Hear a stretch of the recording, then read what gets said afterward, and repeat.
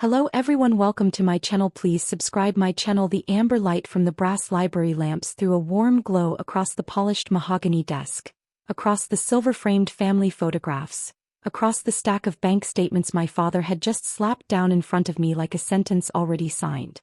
Behind him, the rain tapped against the tall window panes of the study at Waverly House. My brother Graham stood near the crystal decanter with one hand in his pocket, rolling a whiskey glass between his fingers as if this were entertainment. My Aunt Vivian had both hands clasped over the pearls at her throat, chin lifted, eyes glittering. And Lila Mercer, Graham's fiancée, stood beside the fireplace in a cream silk dress, one manicured hand pressed flat against the marble mantel, staring at me as if she'd already decided what kind of woman I was. My father didn't sit down. He planted both palms on the desk and said, "You're not coming tomorrow." The words hit harder than they should have. Not because I cared about the party. Not really. But because of the way he said it. Flat. Public. Final. As if he wasn't uninviting his daughter from her own brother's engagement celebration, just removing a piece of furniture that clashed with the room. "You stole from the Hale Family Foundation," he said, tapping the top sheet with his index finger. "And if that weren't enough, you tried to leak Lila's private prenup documents to a gossip site. I won't have you humiliating this family any further." The silence that followed was sharp enough to cut. "My name is Nora Hale. I'm 33. And this is the story of how I let my family think they had cornered me, right up until the moment I used their trap to expose everything they'd built on lies. I remember the grain of the wood beneath my fingertips, the faint smell of cedar from the built-in shelves, the hum of the recessed lights overhead. Tiny details, precise and useless, the kind your mind clings to when it understands you are being ambushed and refuses, for one suspended second, to move." Graham took a slow sip of whiskey and looked at me over the rim of the glass. "Honestly, Nora, you should be relieved. Tomorrow isn't the place for one of your scenes." "I don't have scenes," I said evenly. Vivian let out a brittle laugh that clicked against her teeth. "No, darling, you just have consequences." My father pushed the papers closer. The top page showed a transfer of $280,000 from a foundation reserve account into an LLC called Astor Cove Advisory. My name was on the authorization line. My digital signature was there. Clean. Crisp. Damning. Lila finally spoke, her voice low and controlled, though I noticed her thumb rubbing the edge of her ring finger again and again. "My attorney received screenshots from an anonymous account. My private clauses. My family disclosures. The sender implied there would be more unless the engagement announcement was delayed. Graham told me only one person in the family had the access and the motive to do that." "Say it properly," Graham said, still watching me. "Tell her you know it was her." Lila swallowed. "I was told it was you." There was not just accusation. Isolation. My father had made sure of witnesses. My brother had made sure of the narrative. And my aunt, who treated status like oxygen, was already preparing the social autopsy. "If you show up tomorrow," my father said, "security will turn you away at the gate." He said security. Not staff.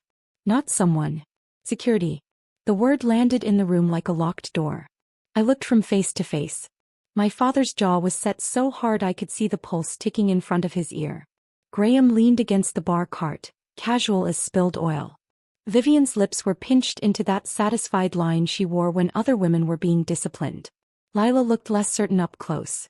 There was tension in her shoulders that didn't belong to triumph. It belonged to someone trying to keep balance on a floor that had started shifting beneath her. "Are you done?" I asked. Graham snorted. "That's all you have to say?" "For now." My father straightened. "You think calm makes you innocent?" "No," I said quietly. "I think evidence does." Vivian's eyes narrowed. "Richard, you see? He's still doing it. That little superior tone." My father ignored her. "Your office access is suspended. Your foundation credentials are revoked. Martin will send you the formal notice tonight." At that, I glanced toward the doorway. Martin Crowe, our family attorney, had been standing half in shadow the entire time, a leather folio tucked under his arm. He shifted his weight when I looked at him. Not much. Just enough. His eyes dropped for a second. That was the first crack. I stepped closer to the desk and picked up the transfer sheet with 2 fingers. The paper was still warm from the printer. Laser toner. Cheap stock, not the heavier cream paper my father preferred for internal records. The timestamp at the bottom was in 12-hour format. Our accounting system exported in 24-hour. Interesting. Graham noticed where I was looking and set his glass down too quickly. It struck the crystal tray like a metronome. Stop pretending you're analyzing this. It's over. Is it? He gave me a sharp smile. You always do this. You always think if you stare at something long enough, everyone else will get nervous first. And usually? I asked. His smile thinned.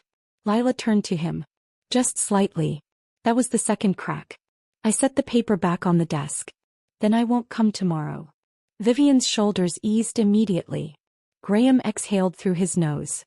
My father looked almost disappointed by how easy he thought that had been. But before we end this, I said, pulling my phone from my coat pocket, I'd like you to keep everyone exactly where they are. My father's expression hardened. This is not a negotiation. No, I said. It's a preservation issue. I unlocked my screen, tapped once and placed the phone face up on the desk between us. A time sounded. Then another. Then 3 more in rapid succession. New email notifications. Secure archive uploads. Off-site confirmations. Each one lighting up my screen with the same subject line. Forensic chain complete.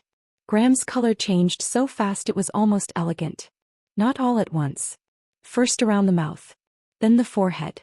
Then the eyes. My father looked down at the screen, then back at me. What did you do? I met his gaze. The better question is when. Nobody moved. Even the rain seemed to hesitate against the windows. I slid into the leather chair across from his desk, crossed one leg over the other, and reached for the untouched water glass beside the blotter. The crystal was cold in my hand. I took one measured sip while Graham's breathing turned shallow enough for me to hear. You accused me of stealing from the foundation, I said. That transfer went to Astor Cove Advisory. It did, my father snapped. Yes. I took another sip. Astor Cove Advisory is a decoy entity I created 3 weeks ago with outside counsel. Vivian blinked. A what? A decoy. I set the glass down carefully. I put it in the system after noticing repeated unauthorized access attempts on restricted reserve accounts. It exists for one purpose only: to identify who was trying to move money using my credentials. Martin Crow made a soft sound in the doorway. Not quite a cough. More like a man swallowing a nail. Graham pushed away from the bar cart. That's ridiculous. You expect us to believe you set up a fake company just in case. Not just in case, I said calmly. After the first cloning attempt failed.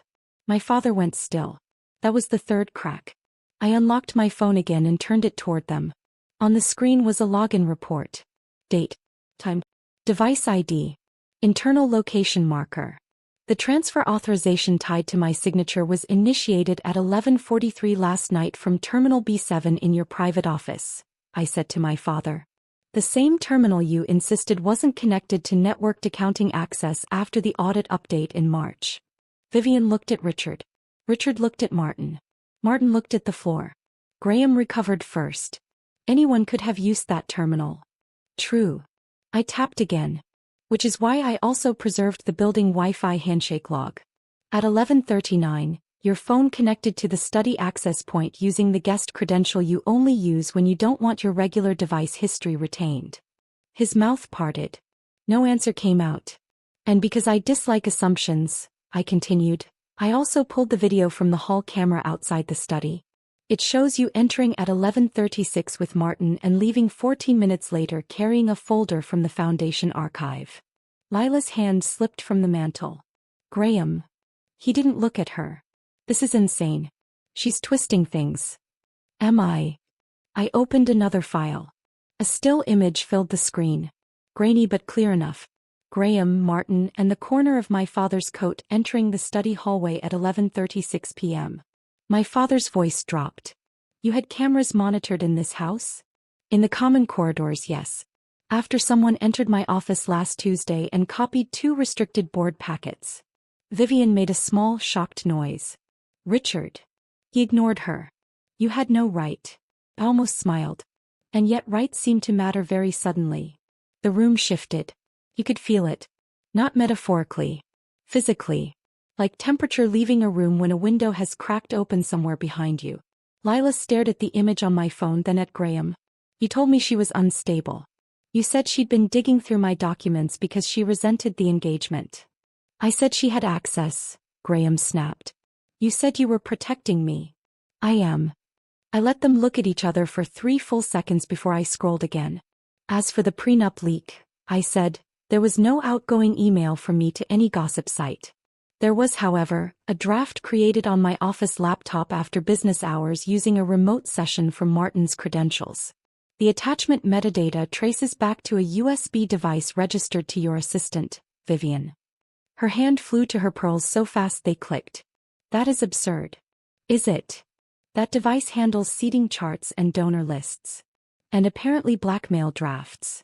Vivian's chin trembled just once. Richard, tell her she's out of her mind. But Richard was no longer looking at me like a daughter. He was looking at me like a variable he had miscalculated. Graham tried to laugh. It came out thin. So what, Nora? You set a trap. Congratulations. That doesn't prove anything except paranoia. I leaned back in the chair. Actually, it proves attempted wire fraud, identity misuse, conspiracy to falsify records, and malicious fabrication intended to remove a voting trustee from a live transaction. Martin spoke then, voice dry as paper. Nora, be careful what accusations you make. I turned to him.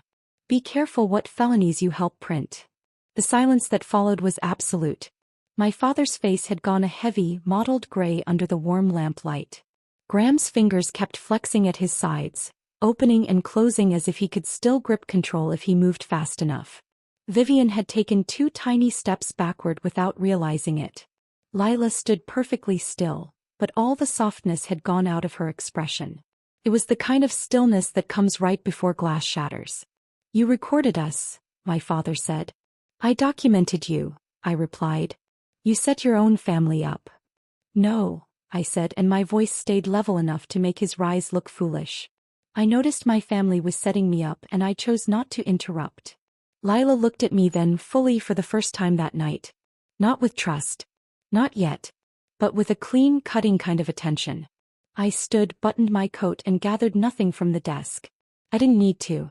Everything that mattered had already left the room hours earlier, duplicated into 3 off-site archives and 1 hard drive sitting in Naomi Price's office downtown. My father found his volume again. If you walk out that door with fabricated allegations against this family, you will regret it. I paused by the doorway and looked back at him. Tomorrow is still happening. Graham's voice cracked. What does that mean? It means, I said quietly, you thought you were excluding me from a party. Then I let my gaze settle on the transfer sheet, the cheap paper, the warm ink, the fingerprints none of them had thought to wipe. But you had no idea you were walking into an audit. I left them in that room with the lamps glowing soft and expensive over the ruins of their own certainty. By the time I reached the gravel drive, the rain had thinned to mist and the security lanterns along the stone path looked like blurred coins in the dark. Behind me, voices were rising in the study. Overlapping. Frantic already. They thought they had caught me with planted evidence. They had no idea every piece of it had been designed to lead them exactly where I needed them to go. The next morning, Calder and Voss looked exactly the way power likes to dress itself when it wants to seem civilized. The conference room on the 31st floor had walnut-paneled walls, muted cream carpeting, a long table polished to a dark sheen, and leather chairs so soft they almost swallowed anyone who sat down too fast. Morning light spilled through the floor-to-ceiling glass in pale silver bands, turning the city below into a grid of hard edges and reflected sky. There was coffee on a sideboard in white porcelain cups, a pitcher of water beaded with condensation, and a tray of untouched pastries that nobody on my father's side even glanced at. I arrived first. Naomi Price was already inside, standing near the window in a charcoal suit with a tablet in one hand and a stack of indexed binders in the other. Naomi never wasted motion. Even the way she set things down was deliberate. Beside her was Ben Kessler, the forensic accountant she'd brought in 2 weeks earlier when my private doubts about irregularities had started hardening into patterns. Naomi gave me a brief nod. You slept. Enough. You'll only need to answer when I indicate. Let them do the explaining. I know. She watched me for a second, then allowed the smallest hint of approval. Good. At 9 on the dot, the other side came in. My father entered first. But the man who walked into that room was not the version of Richard Hale who had stood behind a mahogany desk and pronounced judgment under brass lamps. He looked smaller in daylight. Not physically. Structurally. His suit was immaculate, navy wool hand-stitched lapel silver watch. But the authority sat unevenly now, like a jacket borrowed from a man with broader shoulders. Graham followed him with red-rimmed eyes and a tie knotted too tight. Vivian arrived wrapped in cream cashmere and expensive perfume, though she kept smoothing non-existent wrinkles from her skirt with both hands. Martin Crowe came last, carrying 2 phones and a legal pad, his mouth flattened into a line so thin it looked painful. Lila entered separately. That got my father's attention immediately. She wore a slate blue suit instead of the soft bridal pastels Vivian had probably selected for her all week, and she carried a slim black folder against her ribs. No engagement ring. Graham noticed it at the same moment I did. His step faltered for half a beat. Lila, he said, trying for smooth and missing by inches, you didn't need to be here for this. She didn't answer him. She took the chair at the far end of the table, not beside him. Naomi waited until everyone had sat. Then she opened the first binder and said, "Before we begin, let me be clear about why we're here.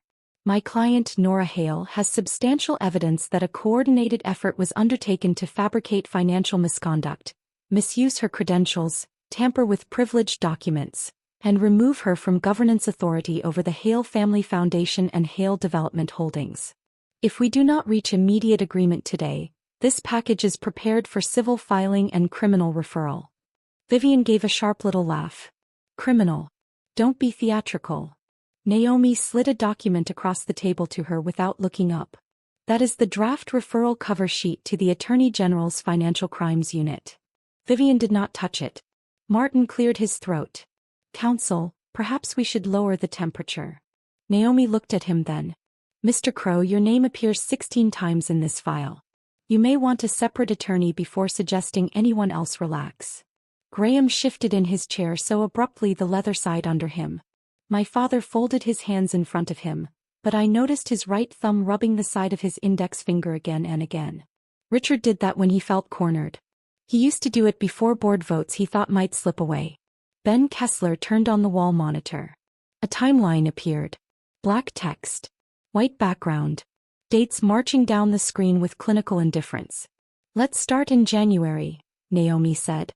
January 14, 8:12 p.m. Graham Hale texted Richard Hale, quote, "If Nora won't sign off before the Mercer dinner, we remove her before the announcement." Graham laughed too quickly. Out of context. Naomi pressed a button. The next message appeared. "Richard, then make sure the evidence is clean this time." Nobody on their side spoke. February 2nd, Naomi continued. 3 consulting invoices totaling $410,000 were approved through Easton Strategic Services. A dormant vendor revived for no legitimate project activity. The authorization chain on those invoices includes Richard Hale's executive approval and Martin Crowe's legal notation. Martin stiffened. "Dormant does not mean fraudulent." Ben spoke for the first time, voice mild, almost academic.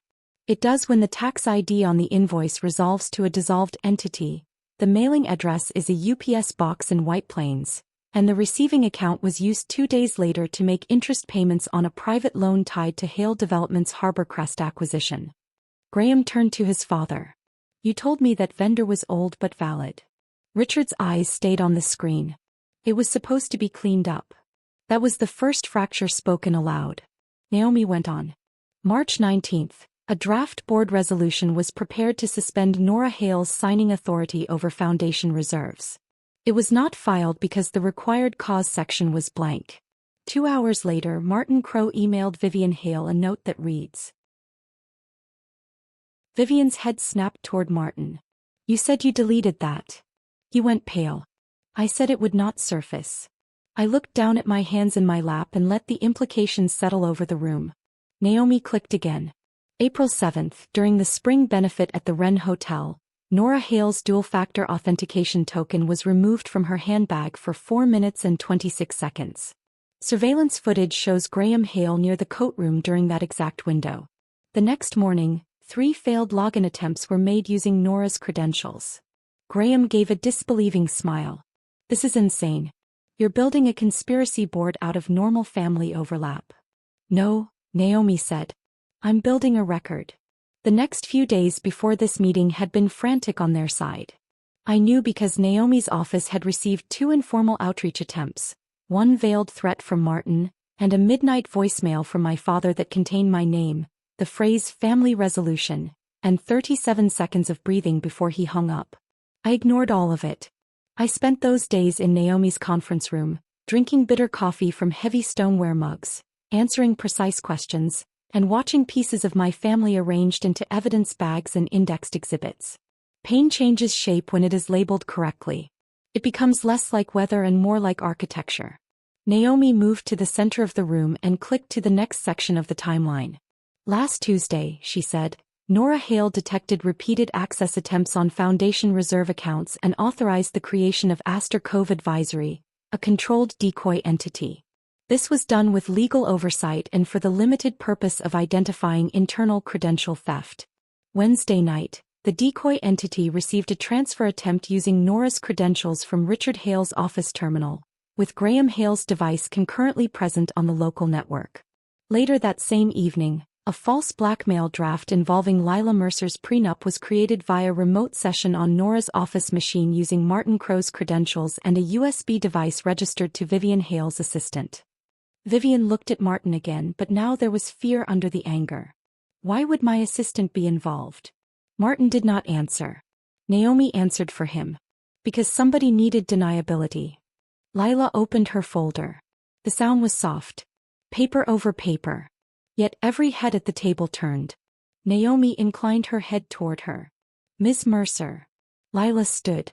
Her fingers were steady, but she kept one thumb pressed to the edge of the folder as if reminding herself not to let it shake. For the record, she said, and her voice was lower than it had been in the study, colder too, I was not told this meeting would involve me until last night. Then I saw what Nora's counsel sent and I added materials of my own. Graham leaned forward. Lila, don't do this. She ignored him. 3 weeks ago, I found messages on Graham's iPad because it was synced to our shared apartment account. At first I thought he was venting. Then I realized he was strategizing. She handed Naomi a printed set. Naomi distributed copies. I watched Graham's eyes move over the page. It was almost beautiful how denial drained out of him line by line. One text from Graham to Richard. After engagement goes public, Mercer name helps close coastal easement. Nora out before then or she blocks everything. Another from Richard. Then keep Lila calm and make Nora look unstable. Another from Graham. If she reacts tomorrow we use it. Lila's jaw tightened but she continued. I confronted Graham 2 nights ago. He told me I was overreacting and that all large families manage optics. That phrase bothered me. So yesterday morning I met Nora privately. Vivian stared at me. You met her? Yes. You little. Finish that sentence, Naomi said softly, and I'll add intimidation. Vivian shut her mouth. Lila turned another page. I also brought a voicemail Graham left me when he thought I was still undecided about the engagement announcement. She looked at Ben who played the file. Graham's voice filled the conference room, too loud, too casual and therefore catastrophic. Lila, stop dramatizing this. My father just wants the board settled before tomorrow. Nora's always been impossible about control. Once she's out, the trust becomes usable and this all smooths over. Call me. No one moved after it ended. Then Lila said the sentence that broke what was left of the room. I am not marrying a man who refers to me as a financing event. Graham stood up so fast his chair rolled backward and struck the wall. That's not what I meant. What did you mean? She asked, and the pity in her voice was far worse than rage. Explain it in a way that doesn't sound exactly like what it is. He looked at his father. Richard did not rescue him. That was when the fracture became a collapse. Vivian rounded on Richard first. You told us this was contained. Richard snapped back. It would have been if Graham had kept his devices secure. Graham stared at him. My devices? You're blaming me. Martin shoved his legal pad shut. I advised against dragging the Mercer agreement into this at all. Naomi raised an eyebrow. That's an interesting claim from a man whose login created the draft extortion email. Martin's face blanched. I was asked to review language. I did not send anything. So you admit involvement? I admit nothing of criminal significance. Ben spoke again, still calm. You will. The room dissolved then, not into shouting exactly, but into the frantic, breathless kind of self-preservation that sounds worse because everyone is trying to stay respectable while stabbing one another under the table.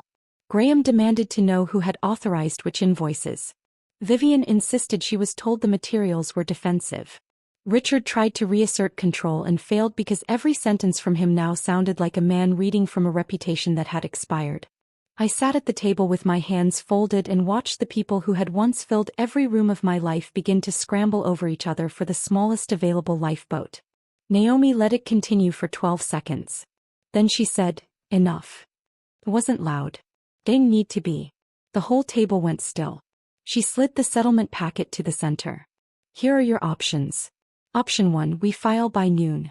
That filing includes the financial record, the timeline, the credential evidence, the document fabrication trail, and Ms. Mercer's corroborating materials.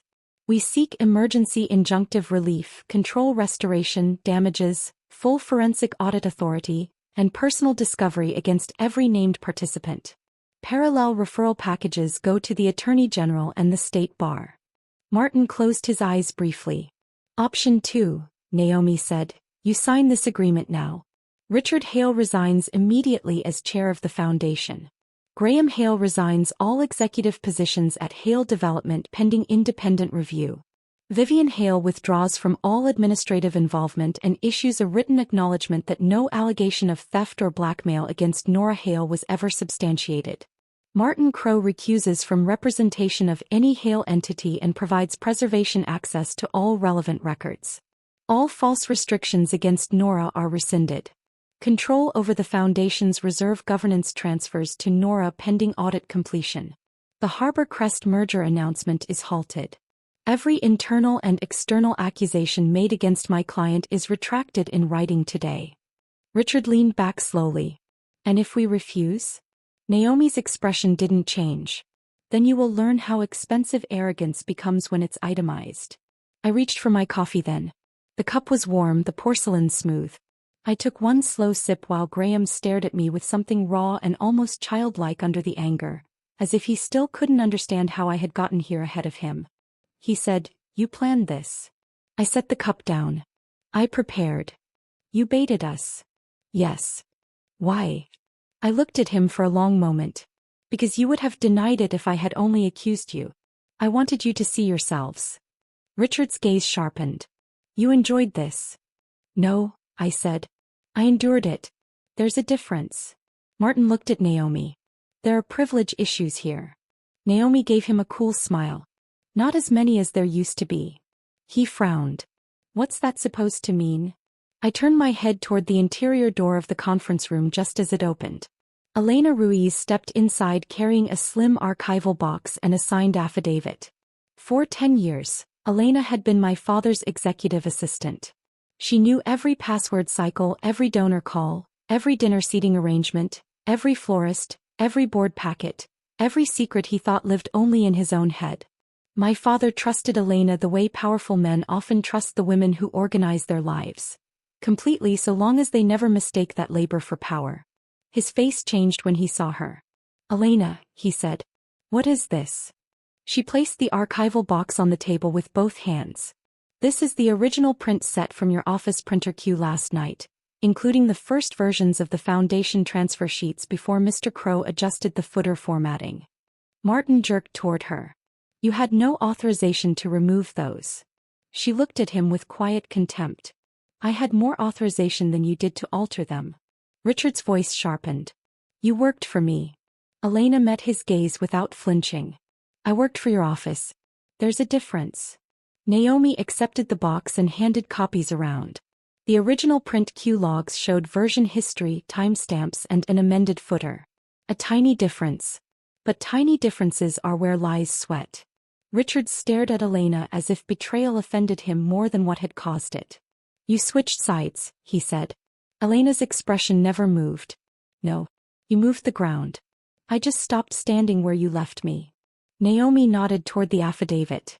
Ms. Ruiz also states that on March 19, Richard Hale instructed her to pull Nora Hale's historical HR records and any medical leave documentation that could support, quote, an instability narrative. She refused. 2 days later, Graham Hale asked whether office cameras could be disabled on the executive floor. Graham looked at his father again. You told me she was loyal. Elena answered before Richard could. I was. Until I realized the plan was to make me certify records I knew were false and then leave me exposed when it surfaced. Your father told Martin I'd be a manageable casualty. I heard him. Vivian whispered, by God. That was the unexpected mercy of truth. It doesn't just reveal what people did. It reveals what they thought of the people helping them do it. The table became very quiet after that. Lila sat back down and clasped her hands in front of her. Not trembling now. Grounded. She and Elena never looked at each other, but there was a current between them, the faint recognition of two women who had each been invited into a structure only to discover they were expected to disappear inside it. Richard spoke first, but the force had gone out of him. What do you want, Nora? There was. At last. Not what are you alleging? Not what are you doing? What do you want? I folded my hands on the walnut table. I want the foundation protected. I want my mother's trust untangled from your debt games. I want every written accusation against me withdrawn. I want the audit to proceed without interference. And I want you to understand that the reason you're being offered a signature instead of a courtroom is not because I can't destroy you. I let the pause settle. It's because I decided not to become you. Graham looked away first. Naomi slid the pens across the table. Heavy black lacquer. Gold trim. Absurdly elegant instruments for such ugly work. Richard did not reach for his immediately. Neither did Graham. Vivian's breathing had become audible. Martin was already calculating his own exit. I could see it in the darting movement behind his eyes. He no longer cared who bled so long as it wasn't him. Naomi said, You have 10 minutes. Richard finally picked up the pen. His hand was steady at first. It only shook when he got to the line relinquishing temporary governance authority over the reserve structure. Graham signed harder, pressing so firmly into the paper he nearly tore it. Vivian signed with a look of pure disbelief, as if the universe had violated etiquette by making consequences public. Martin refused until Naomi set a second envelope on the table and said, That one goes to the bar this afternoon. Then he signed too. Lila stood before anyone finished collecting papers. She pulled the engagement ring from her bag and placed it on the table in front of Graham. A single clear stone against dark wood. I think that concludes my role here, she said. Graham stared at the ring as if it might still become something else if he refused to blink. No, he said. Lila, wait. She shook her head. I already waded through the version of this where you lied to my face. Then she left. Elena followed a moment later after handing Naomi the final drive. My father watched both women go. He looked older in that instant than I had ever seen him. Not because of guilt.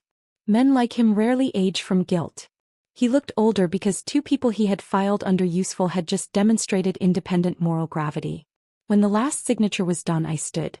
Graham remained seated, elbows on knees, hands clasped like a man at a funeral who had not yet accepted the body was real. Vivian was staring at nothing.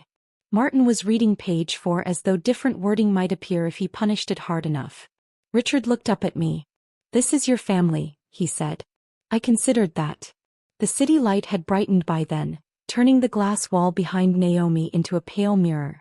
In it, I could see all of us reflected faintly over the skyline, like a ghostly board portrait no one would ever frame. No, I said quietly. This is your paperwork. Then I buttoned my coat and left them there. 6 months later, I woke to sunlight pouring across whitewashed brick and oak floors instead of waking to the old dread of checking what had moved in the night. My new office sat above a stationery shop on Bedford Avenue, 3 rooms with tall windows, matte black shelves, a conference table made from reclaimed ash, and the kind of calm that can only be built after noise. Every morning the light came in gold and low, sliding across the ceramic mug on my desk and the stack of intake files beside it. The radiator clicked softly under the windows. The coffee from the cafe downstairs always smelled faintly of cardamom. Some mornings I stood there with both hands wrapped around the cup and watched delivery trucks unload flowers across the street. And the ordinary beauty of that still surprised me. People think justice feels like a trumpet blast. It doesn't. Not usually. More often it feels like breathing all the way in for the first time in years. The audit took 12 weeks. Richard Hale resigned from the foundation within 48 hours of signing and from 2 civic boards within a month, after the independent review made its quiet way through the right circles. Men like my father are rarely destroyed in one cinematic stroke. They erode socially, then financially, then privately, like cliffs losing rock to a tide they insisted wasn't rising. Invitations slowed. Calls went unanswered. The country club committee asked him to step back during review. A museum gala unlisted him from the host committee. The local business journal ran a careful, bloodless paragraph about governance restructuring at Hale entities. And somehow that paragraph did more damage than a scandal sheet ever could have. Graham lost his executive title before summer. The Harbor Crest deal collapsed when Mercer-affiliated counsel withdrew and lenders started asking ugly questions about reserve exposure. He tried launching a strategic acquisitions boutique out of a glass sublease in Midtown, but people in that world talk, and nobody likes a man who mistakes his sister's ruin for due diligence. The engagement ended publicly, then expensively, then humiliatingly. The last I heard, he was still telling people the breakup had been mutual, which is a word men use when they need dignity more than accuracy. Vivian suffered in the way women like her fear most. Socially and specifically. 3 charity boards asked for administrative review after the fabricated email issue surfaced. One luncheon hostess forgot to place her at the spring conservation table she had chaired for 11 years. The punishment looked small from a distance. Up close it was surgical. Her world had always run on proximity and whispered confidence. Once those turned cold, she had nothing to hold. Martin Crowe hired ethics counsel before July. He sent 3 letters attempting to frame his role as procedural overreach under client pressure. Nobody was interested in the distinction. As Naomi said when she read the second one, a forged bridge still collapses, even if someone else asked for the nails. And the messages came, of course they came. My father sent the first one 2 weeks after the signing. It was one sentence. We should discuss this as a family. I archived it. Graham's came in waves. First anger. Then blame. Then nostalgia, which was somehow the ugliest phase of all. You blew up everything. Dad isn't sleeping. You've made your point. I miss who we were before lawyers got involved. That last one sat on my screen while I drank coffee in morning sunlight. And I remember thinking how convenient memory becomes when accountability enters the room. Archived that too. Vivian left a voicemail one evening with music clinking in the background, her voice overly gentle in the way poisonous things sometimes come lacquered. Nora, sweetheart, no matter what happened, the family isn't the same without you at the table. I deleted it without listening twice. The only message I answered during that period was from Elena Ruiz. She wrote, I've resigned. If you ever need someone who knows how these offices hide things, I'd rather build something honest. That was how Hale Governance Advisory began. At first it was only me, Elena, and a borrowed conference room Naomi let us use on Fridays. We specialized in family foundations, private governance reviews, internal controls, succession risk audits, and quiet forensic cleanup for institutions too proud to admit they needed help until the smoke was already visible. It turned out the skills I had sharpened while surviving my family were marketable in a world full of people who wore civility over chaos like a tailored coat. Elena became our operations director within a month. Ben referred clients. Naomi sent the ones who needed the truth before they needed litigation. Work grew slowly, then all at once. There was a strange peace in walking other people through the very edge I had once stood on alone. In telling a board chair, no, you are not imagining the pattern. In telling a widow trustee, you need a second signature here. In telling a quiet daughter everyone dismissed, keep copies. Some alliances survive because they were forged before the fire. Others only become visible after it. Elena and I worked with the ease of people who no longer needed to explain why competence can look like disobedience to the wrong men. Naomi became the kind of friend who never called anything catharsis if it was really evidence. And Lila, of all people, did not disappear. The first time we met after everything was over was at a small cafe on Charles Street with green tile walls and bentwood chairs polished smooth by 100 careful mornings. Sunlight hit the brass espresso machine and scattered across the room. She arrived in a camel coat, no ring, no entourage, no trace of the woman who had stood by a marble fireplace and repeated what she'd been told about me. "I wasn't brave at first," she said after we ordered. "I want to be honest about that. I stirred my coffee once. Most people aren't." She let out a breath that sounded almost like relief. "You still came to meet me. You brought the messages," I said. "That counts." She looked down at the cup in her hands. "I keep replaying the night in the study. I should have asked more questions." "Maybe," I said. "But you asked the right ones in time." After that, something unforced grew between us. Not instant friendship. Something better. Earned warmth. Third. We had both been nearly folded into the same machine for different reasons. That creates its own language.